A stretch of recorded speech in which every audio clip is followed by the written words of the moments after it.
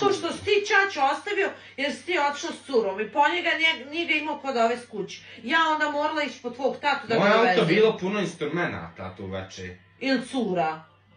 U subot moraš mene ćaći vratiti. Neću vas voziti. Moraš nas voziti. Ma ne pada mi na pamet da vas Ima na feštu idemo. Neću vas voziti. Neću vas voziti. Koliko košta taksi? Do Esena košta taksi puno. Do Esena, ne može baviti. Koliko košta do Esena taksi? Košta dosta. Reci mi Odavde cijenu. do centra grada košta 20 eura od Esena do... Ma ne može ga, ne može, kakvi taksi? Šta da računam? Dragana će biti ljubazna, pa će nas odvesti.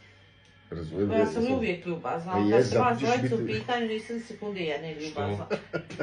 Neću vas voziti. Gde moraš nas voziti na feštu? Ma ti ne skiraj stično, on će nas voziti. Što napadaš ti? Šta ti njega vod na feštu? O čemu ti pričaš? Ja ga fino pitao šicalo na feštu, neko hoće bar ako Ako hoće, to je kulturno-umetničko društvo, razumiješ, ono koje se održava neka kao nažna muzika koju ja veoma voli i pratim, vidiš sam preko BN, razumiješ. Ko je sazvao sastanak? Kada? Sastanak? Kuj sastanak? A to da ja te pripremim svoj, odmah znaš, oko 7 nas moraš voziti. Neću vas voziti. Moram biti tamo u pola 8. Ja imam plan u 7. Joj, koji ti imaš plan u 7? Ja imam plan. Ti uvijek kažeš imaš plan. Čekaj, taj plan ti, ona može taj plan da koriguje. Ne padam na pamet. To ti 20 minuta. Neću.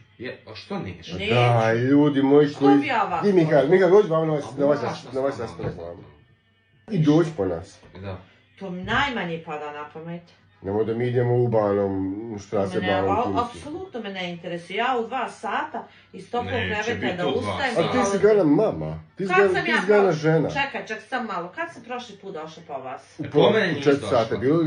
To je... Što bolom, 4 sata, u pola 3, kad je bilo najljepše spavati. Dobro, u pola 3. Po mene nisi došla. To je druga stvar. Gospodin ostavio curu i, bože, tatu i onda mama morala iz kreveta ustati dovesti tatu kući. Pa ti sad kako trebalo doći po njega? Koga odveze, koga doveze, taj i odveze. Jel tvoj tata izlazi s tobom ili sa mnom?